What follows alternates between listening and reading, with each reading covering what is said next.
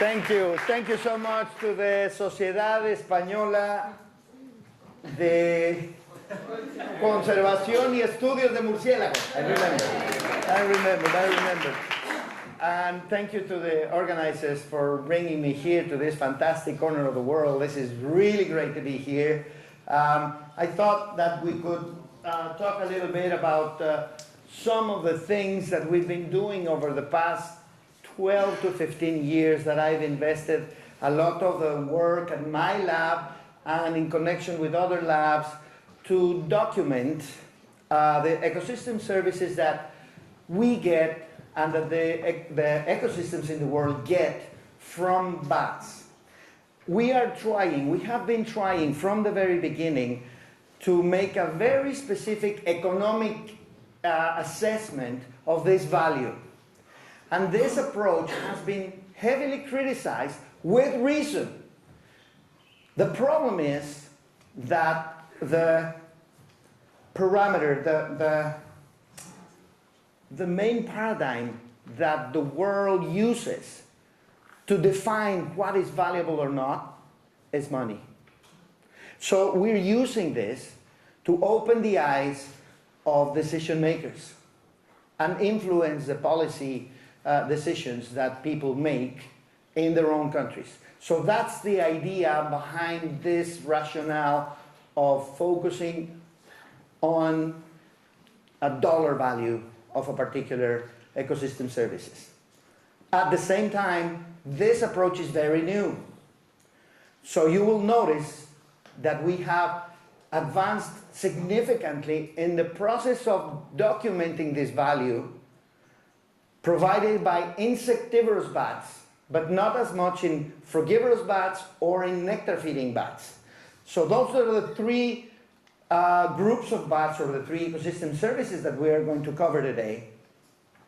And that's why I have called this talk Ecosystem Services Provided by Bats, What to Measure and How to Measure it. And again, this comes from my experience, from what me and my group have been doing for the past 15 years. The first case that I want to talk to you about is the Mexican free-tailed bat, Tadarida brasiliensis, and the pest control that they provide for agriculture, mostly in Mexico and in the United States. As you know, this is a fully insectivorous bat. It's an aerial insectivorous bat. They pluck their prey from the air as they fly. Most of their prey base is composed by moths. And those of you who know the process of agricultural development know that moths are some of the most aggressive and important agricultural pests in the world. What do we measure in this case? Number one, the value of the crop that would have been lost if we did not have the bats there. In other words, how many individual pest insects have been removed by these bats in a particular crop. And the timer is not working, by the way. Number two, the number of hours that humans would have worked if they were not sick by malaria or you name it, because of the number of mosquitoes that we have. And number three, the cost that were avoided by the farmer in terms of reducing the application of pesticides. And that, of course, reflects again into human health. We have demonstrated in one of the papers that you'll see that in the presence of bats, farmers, mostly corn, are applying pesticides only 2 times instead of 3 times in the process of the corn growing. So that third application reflects, of course, in a greater number of cancer associated with those pesticides. But that has not been model yet in terms of how much money is being saved in that case. Some years ago, I was lucky enough to put together a group of researchers looking from various points of view to crops. From entomologists to agronomists to pest specialists, meteorologists, bat ecologists, and economists. And then we got together with the group of people that are going to let us speak the same language. The interface that would help us talk to each other and come together with our own data, with all of the data from insects to crops to bats into this one mathematical model. Some of the factors that you have to take into account is that just in northeastern Mexico and south central Texas, we have between 20 and 30 million bats of one single species. Mexico has 138 species. We're talking about one species, the Mexican free-tailed bat.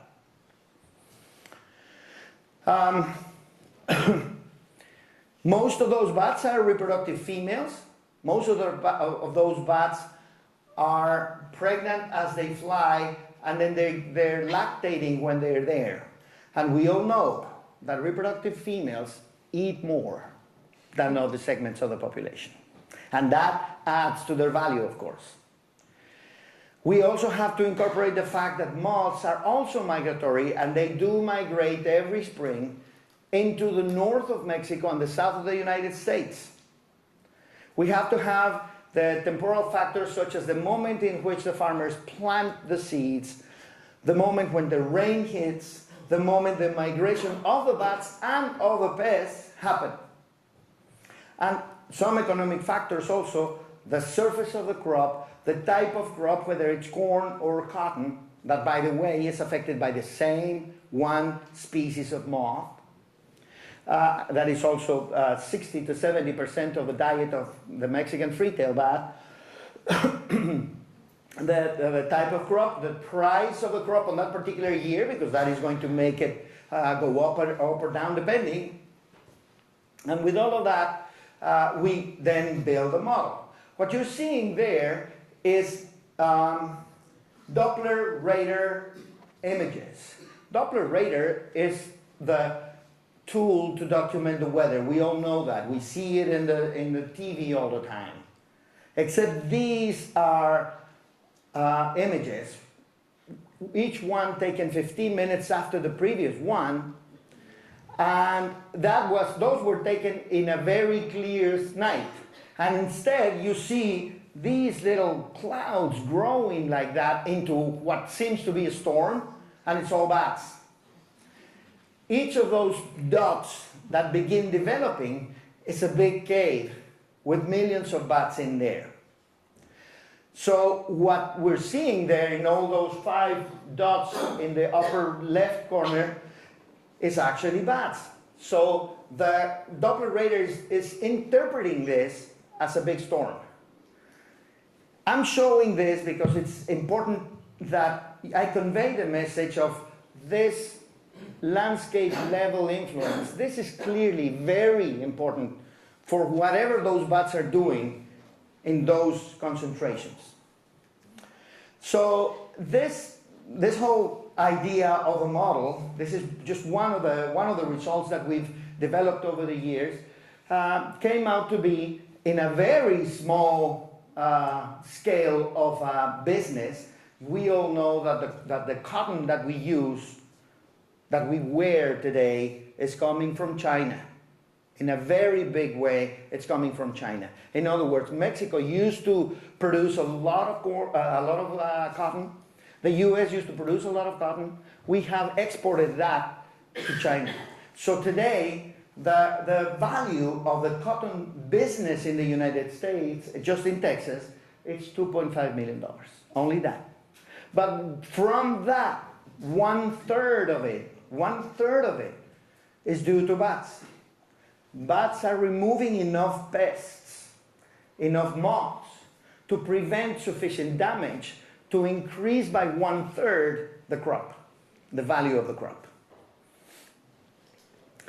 That's the species that we're talking about, and this is the case of cotton, and this is in Mexico. What you see here are those colonies that we have mapped so far that have more than 1 million, and this is a very arbitrary way of classifying these colonies. I'm just mapping those colonies that we know have more than 1 million bats in them. There's many more that have hundreds of thousands of bats in the cave. I'm not talking about those. I'm talking about only about the ones that have more than 1 million. Why more than 1 million? Those of you who are not bat biologists, and I'm hoping that there may be some here that are not bat biologists and that may be interested in gleaning some of the lessons that we may share here with you. One of these lessons is this one, and it's very clear, very obvious, and from Tom Kuhn's to ourselves, we have documented this over and over and over again. Each million bats destroys about 10 tons of insects every night, and this is a very robust assessment. We know that this is true. Each million bats, 10 tons of insects every night.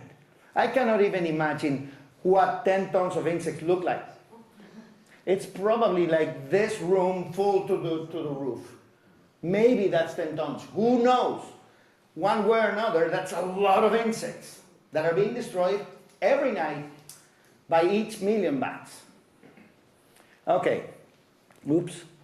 So there, what we have is some of these caves. The dots are the caves, and the yellow buffer is a buffer that we've added that indicates 50-kilometer radius around the cave, showing the influence of that cave.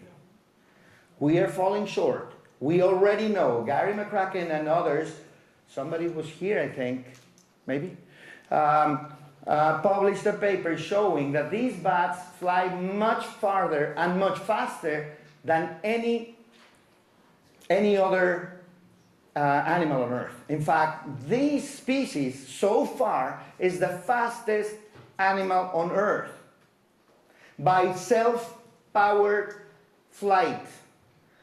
The peregrine falcon is cheating because they're using gravity to accelerate. These bats are self-powered at 160 kilometers an hour. So that expands that buffer significantly. We don't know how much. Probably 100 kilometers instead of 50. But it's also true that we're just assuming homogeneous distribution here, and that is not true either. We don't know. I'm just showing you the concept of, the bats are concentrated in a tiny, tiny place, a cave, and every night they expand. Who knows how far the influence goes, but it goes really far.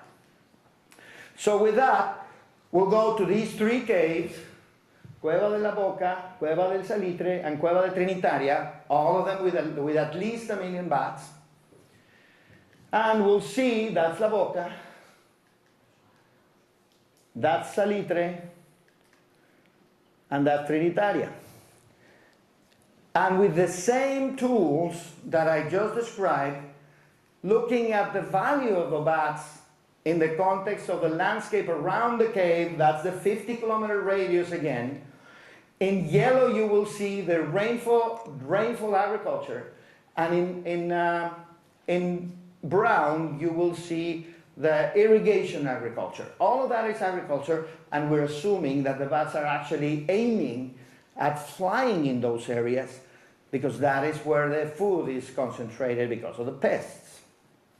With that, we came up with an estimate of each single bat having a value of about 50 cents of a dollar, and depending on all of the other factors that I described, it may go up to $3 per bat. All right. Another concept, and this is just a concept that we have developed and published already, is this migratory reciprocal ecosystem services. In Spanish, I name this vasos comunicantes because it's basically when you have a level, you have a host here with the level of water here, and you have the other end of the hose here with the level of water here, if you bring this end of the hose up, the water is going to overflow on this side, and the opposite is true. In other words, what I'm saying is, in order for us to maintain the ecosystem services that we need in all of these areas, we need the conservation of those bat colonies up in the north, up in the United States. And it's obviously that the same is true and vice versa. They need the conservation of these bats down here in order to preserve those ecosystem services that they need. Not that they want. Not maybe even that they realize that they need, but they do need it. Okay. Moving on to transgenics. Here what you have is a pest control value from Mexican free-tail bats. Okay? This is the beginning at the lower left corner of the graph. You have the beginning of the use of transgenic crops. And you're going to see how, as the use of transgenics in crops increases, the value of the bats comes down. And that's because the transgenics, especially Bt, Bacillus thuringiensis, is killing a lot of the crops. So it seems to be that bats are superfluous, that we may not need them in the future. Wrong. Oops. Look at this. This is the millions of hectares of Bt crops as they started in 1996 to 2011, in which we had about 65 million hectares of Bt crops in the world. At the same time, look at the number of species of insect pests that have developed resistance to Bt. It only took them 6 years. Monsanto thinks that they are playing with toddlers. Insects have been in this world for 300 million years, and they've defeated every last defense of the plants. And Bt is not going to be the ultimate defense. This is exactly the message right here. In less than 20 years, we have 6 species that have developed significant resistance to Bt. In 5 years, look at what happened in 5 years. In 2005, we had all of these species that were susceptible to Bt, and only a few in which there was reduced efficacy by Bt. By 2010, the reduced efficacy had decreased by 2/3 pretty much, and there is reduced efficacy in 2/3 of the species.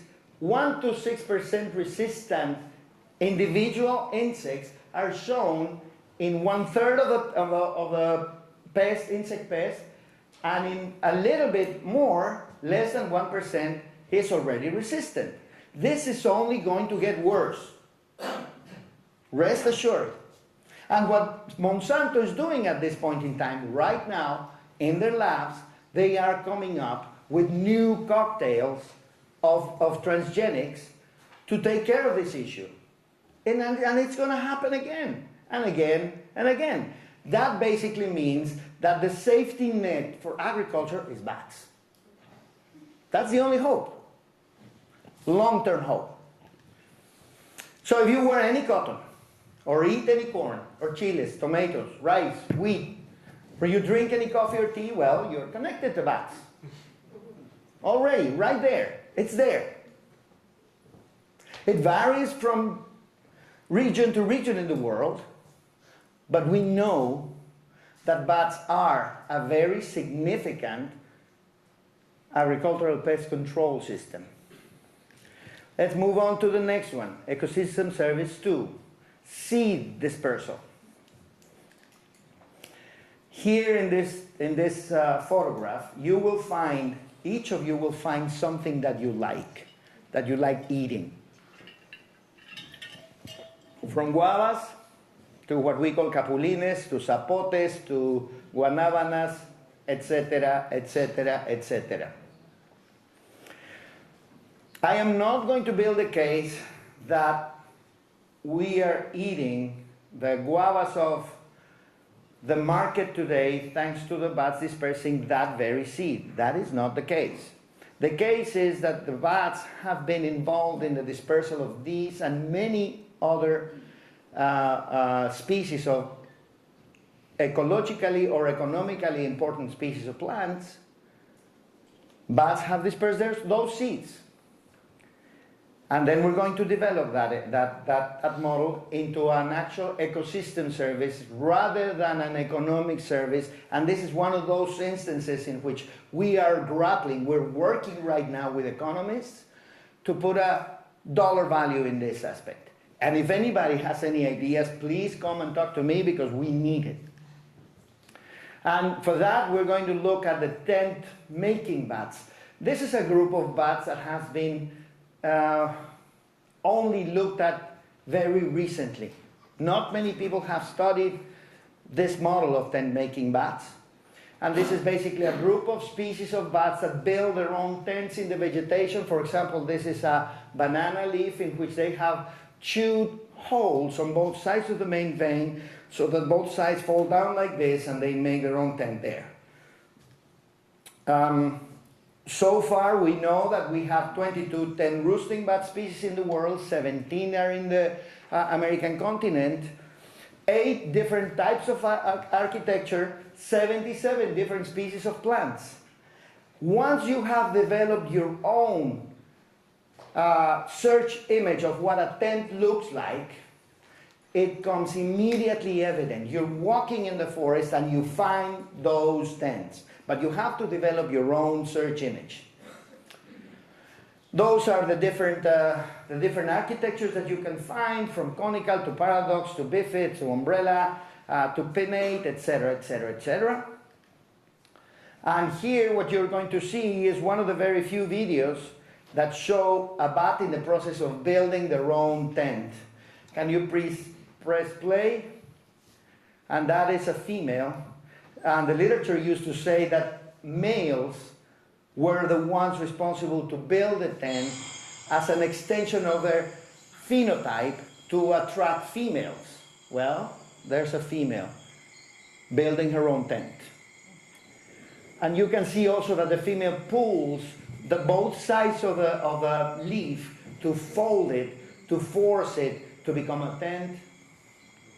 And she's also making landing holes. Those leaves are very, very smooth, impossible for a bat to land onto. So they make those very little specks, very little holes, so that they can land in them. Okay, so that's our good friend, the female, and she's doing some more landing holes right there and pulling the plate of a leaf itself. There, one more, two more, and then she's done.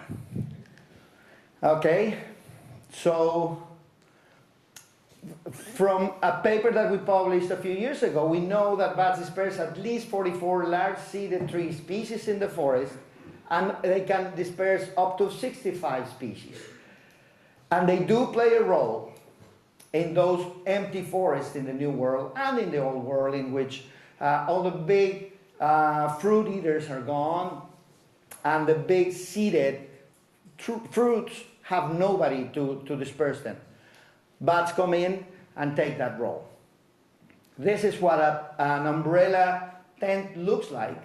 Next time you're in the tropics, look for these things because they are common and abundant, and I'll make that case in a minute. And when you look under the tent, you will see these concentrations of seeds that are very, very striking, very evident, very obvious. And also, you can identify the species very easily. At the same time, then you look up and there's the bats. At the same time, you keep looking and you will see regeneration of the forest.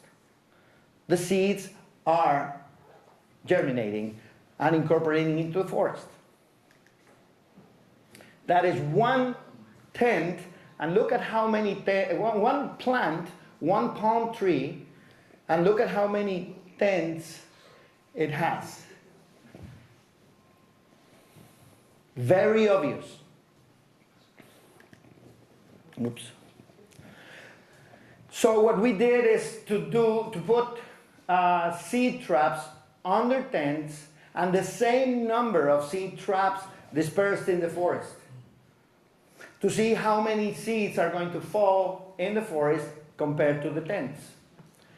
What we found is that inside, under the tents, we have many thousands of seeds there and seed species, and in the controls we have 0 in one side and 244 seeds in the other. So clearly these bats are dispersing a lot of seeds. Let's keep going into a bigger level of this calculation. This is 27 kilometers of trails by about 20 meters on both sides of the trail. That's as far as we can see tents, as we can detect tents reliably. If we use the more conservative values here in terms of the tent density and the number of seeds that are being dispersed by the bats, then we have a density of tents, of feeding tents, because bats build quite a few tents and they only use a fraction of those tents to feed. Only looking at the feeding tents, we have a density of about half a tent per hectare. This is the lowest value in the Montes Azules Biosphere Reserve in the Selva Lacandona in extreme southern Mexico. Half a tent per hectare. In the other side, also in the Selva Lacandona, the Yaxchilán Natural Monument, we found 3 times that. We're not going to use this higher estimate. We're going to use the lower estimate of half a feeding tent per hectare. And the deposition rate of number of seeds per square meter per day varied from 0.4, roughly half a seed per day per square meter, to about 1/3 of a seed per square meter. And we're also going to use this lower estimate. So we're underestimating this next value, basically saying that we have a feeding tent density of half a tent per hectare for this total of hectares, 234,000 hectares, just in Montes Azules, 128,000 tents. At the same time, we have a deposition rate of maybe 1/3 of a seed per square meter, which yields 49,000 seeds in the total of the tents that we have there. Okay? So the total deposition rate in 365 days in 1 year of these seeds is 17 million seeds in 1 year. Underestimate. I am using this very example with the incoming brand new government in Mexico. This coming Saturday, they are making their first week. And the president already declared that he wants to push what he calls a reforestation program for the Lacandon rainforest, this very site, with fruit trees, and he wants to establish, I think, 3 million trees. For that, he's going to pay the soldiers who are going to plant these fruit trees in the middle of the forest who are going to be dead in a month. My case here is let the bats do the work. And this is fruit trees, most of them. Let the bats do the work and you'll be fine. Use the soldiers for something else. Maybe build a wall. Okay. Third example, pollination. Those are agaves. You all know them. You have them growing here. With the little time that I've spent in Gibraltar, I've seen already agaves. And of course, if you go to Spain, they're all over the place. If you go to Africa, they grow all over the place as exotic invasives, of course, because all of the agaves are from the American continent. You see them in Germany, you see them in Asia, you see them everywhere. They're very useful plants for many, many things. The bat that we're going to talk about is a species that is threatened in the US and endangered in Mexico. Threatened in Mexico and endangered in the US, or was, because we delisted this species only 5 years ago, in 2013. It's a migratory pollinator that was listed in the United States as endangered in 88, and in Mexico as threatened in 93. And we started the recovery actions immediately in 1994 with lots of research, lots of environmental education, and lots of direct conservation actions with the decision makers and the landowners. This is the three-pronged strategy that we use. Conservation actions and research and environmental education feed back into each other in every direction. And this, fortunately, has been very helpful to really push conservation. Some of the tools that we've been using is transponders, and I've seen a couple of talks here talking about transponders. We all know that transponders need a reader that is very, very close to the transponder. Most of the transponder readers look like an iron, like a square iron like that you put in contact with the bat or with a very fine breed dog that people put transponders in under the dog's skin in the head, or some fine breed children as well. And they do use them. They do use them. So I started talking, but this is a major limitation for someone who wants to follow bats in big numbers that are not going to be close to a transponder reader. So we started working with the manufacturers of the transponders to make them bigger, to make them more sensitive to the transponder passing by. So what you're seeing here is the biggest transponder reader in the world. It is a hose like that we're putting inside a cave where the cave tunnel is the narrowest. Any bat that flies through is going to be red. And the bat can be 1 meter away from the reader and it's going to be red. Another tool that we're using is, of course, infrared video. And in this case, and that's a bat that is fully covered with pollen in the Sonoran Desert. In this case, we're going to one of these caves that we've been documented for the past 20 years. What you're seeing here is 20 years of data compressed into a single slide, in which you will see 3 different calibers and colors of arrows. The pink arrows are thousands of bats in this one cave. The red arrows are tens of thousands of bats, and the only thick and dark red color arrow is the only one with hundreds of thousands of bats in it. And then you can see that the variance is staying pretty much within reason. Stability seems to be a fact. This is supposed to be a threatened species in Mexico, but with that stability and those numbers, well, compared to the numbers that you guys have here of Myotis, right? It's very difficult to make a case for these bats to be threatened at those levels and that stability.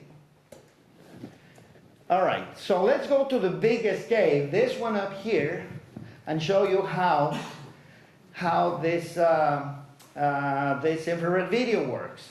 So that's the Pinacate Desert, you see it there, and that is the arrival, that is where the bats are coming in. Remember that in this case also, it's only the females that migrate. These bats mate in central and southern Mexico, and then the females migrate north, and the males are left behind scratching their bellies on the beach. So these females are all pregnant at this point because they're arriving. Look at their bellies here, here, here. Very heavy bellies. They are coming to give birth in this cave. This is the largest colony in the world of this species, and if you can please hit play in the video, you'll see what the infrared camera is seeing. And it stays like that for 4 hours. 4 hours, like that. Hundreds of thousands. Keep in mind that these are all pregnant or lactating females. All of them. I need to gauge reproductive success. But if I go in during the day, I am going to create a major disaster in the cave. Females are going to drop their babies, etc., etc., etc. We cannot do that. We have to wait until the very last female has left, and then you go in. And that's what you find. A carpet of babies.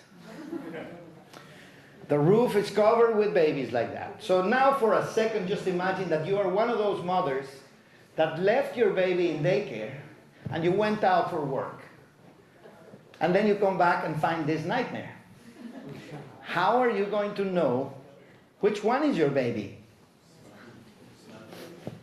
Well, we've been working with this, and I want you to focus on this baby. I don't know how to do this, but focus on this one. That means focus on this one right here. The first 2 or 3 seconds of the video, the babies are just quiet and peaceful next to each other. Some of them are stretching their wings, just hanging out. But then something happens, and smell has something to do with it, but not from the side of the baby. Something happens, and then this particular baby becomes really agitated. Agitated, the way it's saying, my mom is finally back and I'm out of this hellhole. The mother hasn't even come into the field of view of the camera, and then the mother is going to come in from the left, and she's going to be smelling, sniffing every baby. So we know that the mothers are using smell, but the babies, we have no idea. Play, please. So there it is, peaceful, nothing's happening, stretching wings, no problem. Ah, mom is back, finally she's back, and I'm out of this hell. And then the mother is coming in, and then smelling, wait, let me see if that's you, I'm not sure. The baby is absolutely certain that that's his mother. Finally she goes down, and I'm guessing she's licking some of the urine. I don't know, because you can see her tongue flicking in and out, and making sure that that's the baby. The baby latches onto the nipple, and then there they go together. So we have hours and hours of that, and the students are hard at work figuring out what's going on between the mother and the pup. Okay, so a cave that has those numbers of bats needs to have, and here there's no agaves, it's only columnar cacti. So you would expect lots and lots of columnar cacti, and instead when you come out of that cave, what you see is this very dry desert with only a few columnar cacti out in the distance, and that's it. Instead, it should look like this. So the next thing that we did is, okay, so where are they going to feed? This is extreme northern Mexico. It's all happening right here in the northwestern end of Mexico. The cave is right there at the southern end of a volcanic shield called El Pinacate. And if you would map where the biggest concentration of columnar cacti are, you'll find them there And the next one nearest is there, and the distances are 40 kilometers and 50 kilometers for a 28-gram bat. Is that going to be sufficient for these things? Sufficiently close. Here comes Yossi Yovel from the University of Tel Aviv and his incredible RoboBat.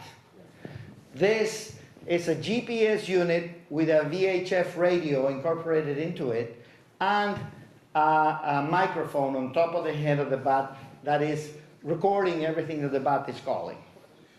With this technology, we've been able to show the movements of the bats. What you see here, that is a columnar cactus. Look at the pattern in which the flowers open. Each flower is alive only by less than a day, less than 24 hours, okay? So with a drone, we flew the drone all over this patch of saguaros, and we were able to document how many, in a particular 2 nights, how many flowers did a particular saguaro have open, and you'll see them there, from 1 to 4. That is the number of flowers that the cactus have, okay? So now, with that information, we know the distances that these bats are flying, and notice that they're opening in a fan configuration from the southern end in the colony to the northern end across the United States, border or not. Tell that to Trump. Their average cruising speed is about 36 kilometers an hour, and the distances, it's up to 90 kilometers an hour. 90 kilometers from the roost. For about this big. It's unbelievable. Okay, but with the same, we have another video here. With the same technology, we've been able to follow the movements of individual bats, showing which cactus they visit, and then the next one, and then the next one, and the next one, and the next one. And you will see that there are several cacti that they don't even visit. In fact, the gray ones there, they're not visiting the gray ones for some reason.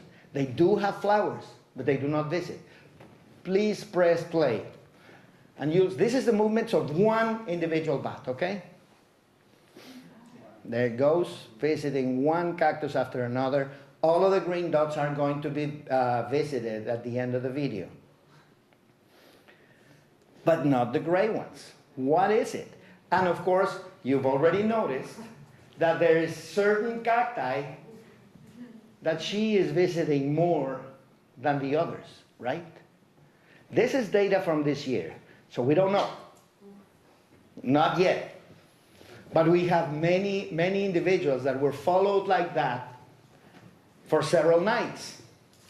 So hopefully, we went back and measured nectar concentration and so on and so forth. No answer yet.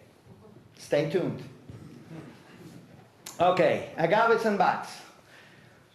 The genus Agave is probably one of the most specious genus in plants. It has 200 species. They're mostly in desert ecosystems and in temperate ecosystems, and Mexico has more species of agaves than any other country in the world. We have about 180 species of agaves. Many of them are endemic.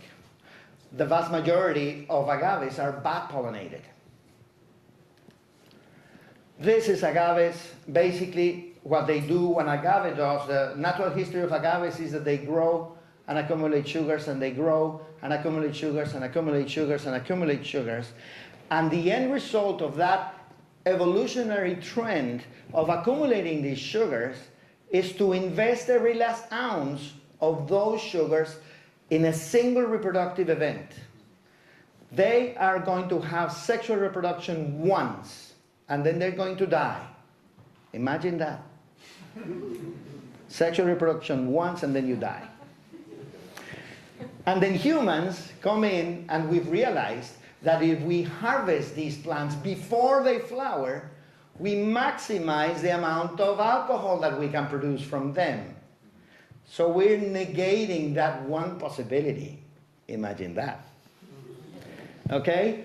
So now, look at the relative biomass of the asexual reproduction part of the plant, asexual part of the plant to the sexual part of the plant. Those are basically humongous penises. That's what they are.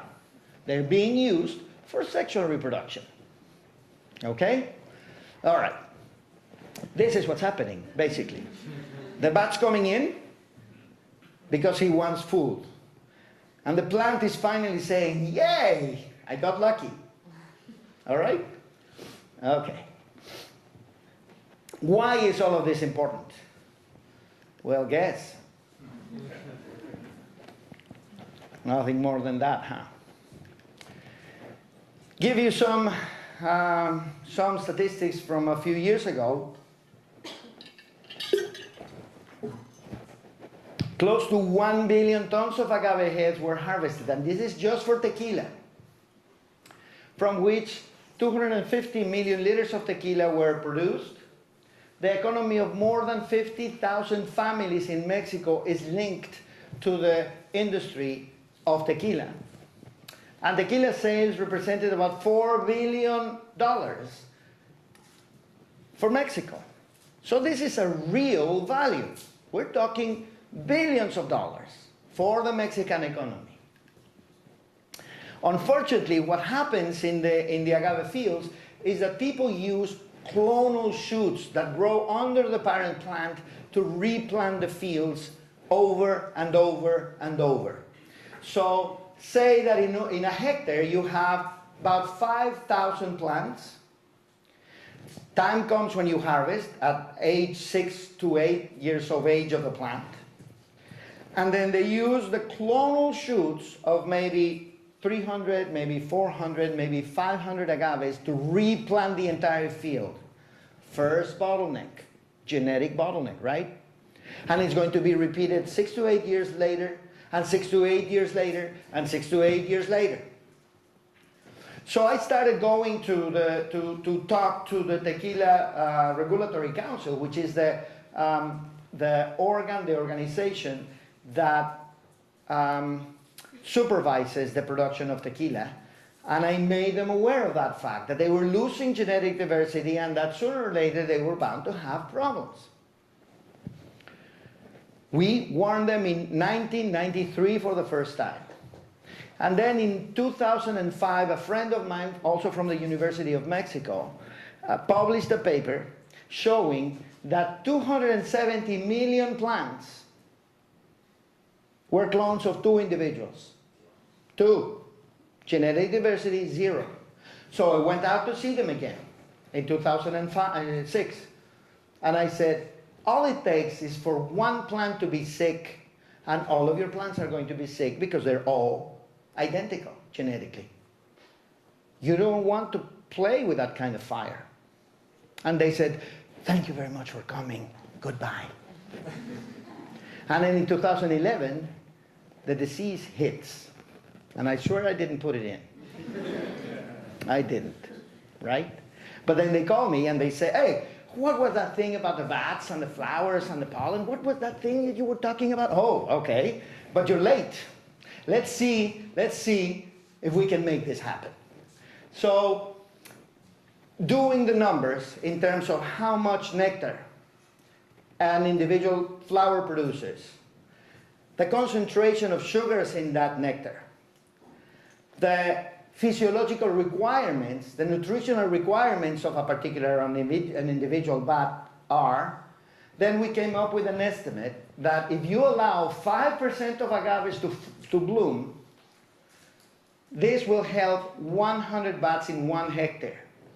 250 agaves would feed 100 bats every night. The rest of the agaves, you can use them to produce tequila, and then the tequila that comes from those fields is going to be labeled bat-friendly by the University of Mexico and the Tequila Interchange Project. And this is the key to the whole thing. The fact that we were able to connect with a group of bartenders, producers, exporters of tequila It's the key that we were able to do this. Immediately, those tequila producers immediately grasped the concept. They said, 5%, fine, this is forever. From now on, 5%, that's it. The issue here is, where is the service? Well, the service is the pollination itself. How much of that pollination can we claim? How much of the $4 billion can we claim? It's not fair to say that those $4 billion are due to bats. But in the long term, oh, it's certainly true. Certainly true. So tequila and mezcal both depend on it. And look at this. The price of the agave can also fluctuate up or down.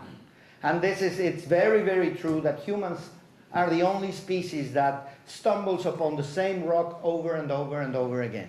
This has happened to the tequila industry every time. It happens every 8 to 10 years, roughly coinciding with the age of the agaves. So right now, only in 2015, 3 years ago, the price of the agave head was 3 cents of a dollar. 3 cents of a dollar. A kilo of agave head.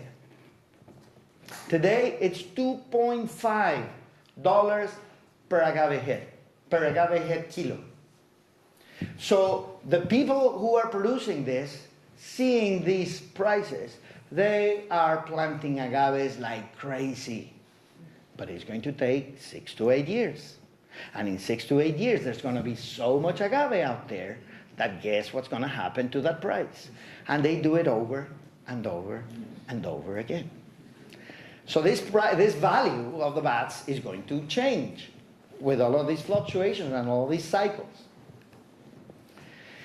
If we take only the 300,000 bottles of tequila that we launched in 2015, which only represent a 0.001% of the total tequila production in Mexico, the only place where tequila can be produced, we're talking about 200 million pesos. And we can claim that probably, $10 million.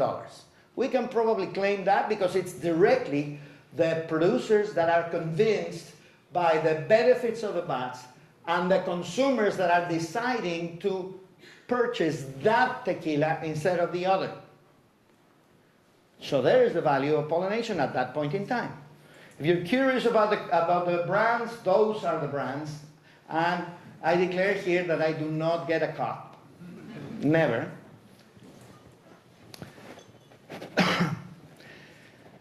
And what you're seeing here had not happened in 150 years. This is an agave field for tequila, agave tequilana, for production of tequila.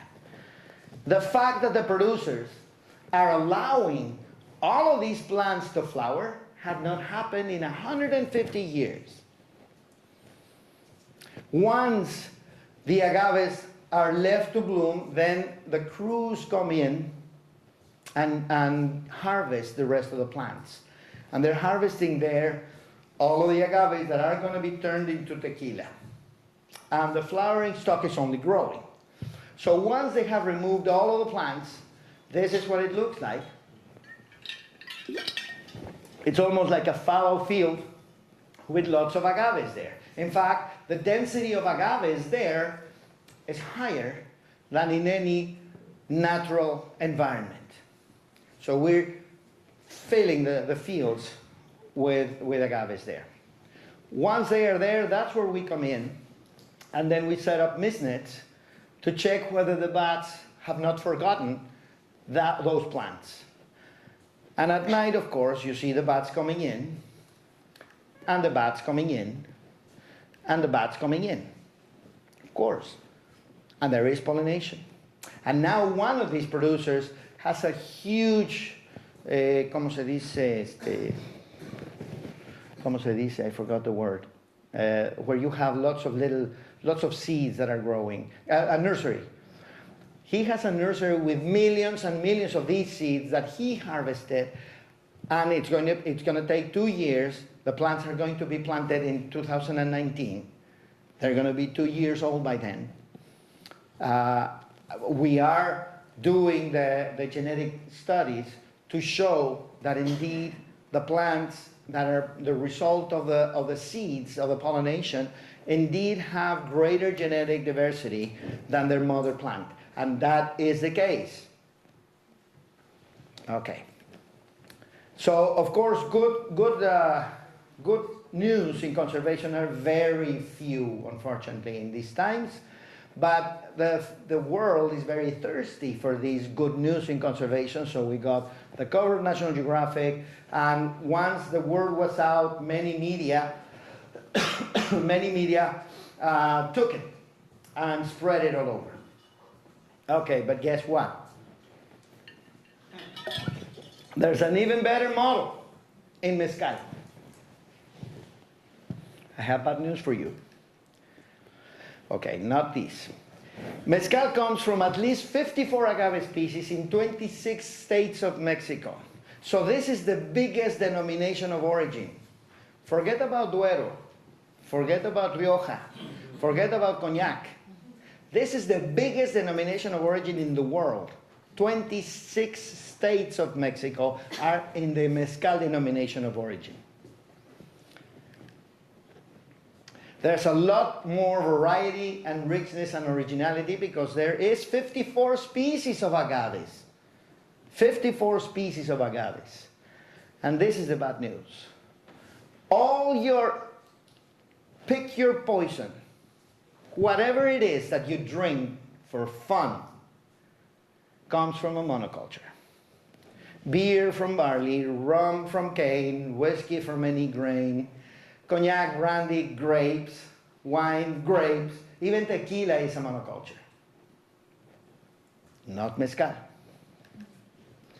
Mezcals come not from pristine ecosystems, but from forests that have been intervened.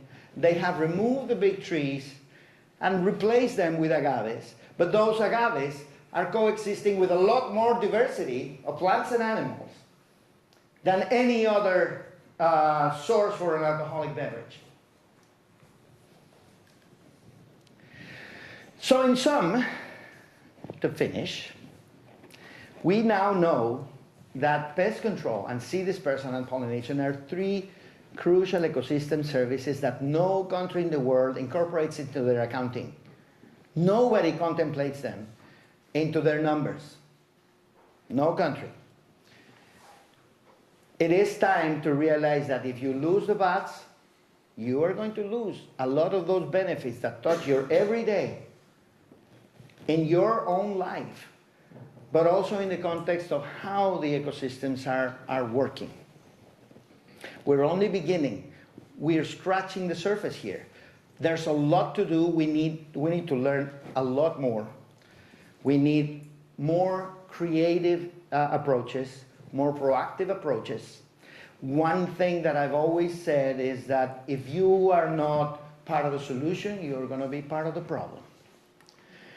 I remember when some scientists came together and tried to value biodiversity. They ended up with an astronomical number with 12 zeros after a 10, and they were destroyed. Many scientists in the world said, no, that's crap. That doesn't work. That is absolutely wrong. But nobody came with an alternative. We're running out of time. And if you do not have an alternative, try not to speak. That's all I'm saying. All right, so the mainstreaming into policy action is essential, and we are working on that. There's already very hopeful examples of MEAs, multilateral environmental agreements, like the CBD, like CMS, like CITES, that are incorporating this kind of things, including bat-friendly tequila, into examples of things that can happen and can be incorporated into the accounting of any particular country. The local, the state, the federal governments are already also taking note of this and incorporating it. There's already examples of bat-friendly wine, bat-friendly coffee, bat-friendly cacao, bat-friendly tea, and more are coming. But we need to diversify and multiply these efforts by a lot more. All right, so everything that I do relies on my group. This is the group, this is the current lab right now. And I know for a fact that they're all crazy, but I'm absolutely convinced that the world belongs to the crazy people. Thank you very much.